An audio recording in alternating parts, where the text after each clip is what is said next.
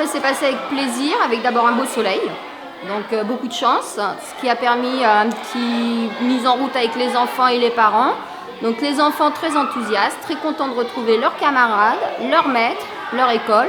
Et nous les enseignants, satisfaits de retrouver nos élèves. On a eu pas mal de départs l'année dernière, mais bon, le mois de septembre c'est un mois un peu particulier parce que souvent il y a encore des départs, il y a des arrivées, il y a des mouvements. Donc pour l'instant, au niveau des effectifs, on est une petite école rurale avec des enfants peu nombreux dans les classes.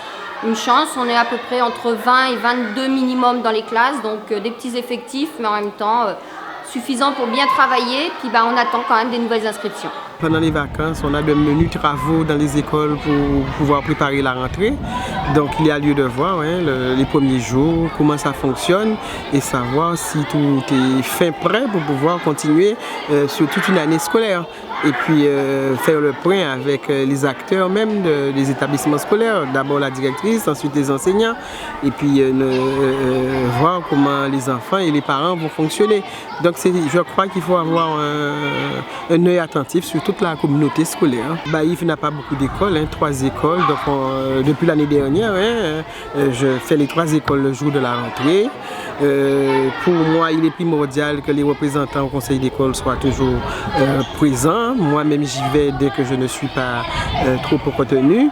Et puis, pour nous, la politique éducative, on doit vraiment faire de cela notre cheval de bataille. Parce qu'en fait, l'égalité des chances, c'est depuis le jeune âge. Donc, je crois que si on veut avoir de bons enfants au collège, donc il faut mettre les moyens pour les écoles élémentaires. Et si on veut avoir de bons enfants, de bons résultats pour les écoles élémentaires, donc il faut mettre aussi les moyens pour les classes maternelles. C'est vrai que les effectifs sont en baisse. Donc l'année dernière, on a dû faire l'ouverture d'une très petite section qui se trouve au bout. Et à Saint-Robert, l'école rurale, c'est la seule école rurale que nous avons. Eh bien, nous commençons à subir cette baisse d'effectifs. Cette année, nous avons une fermeture.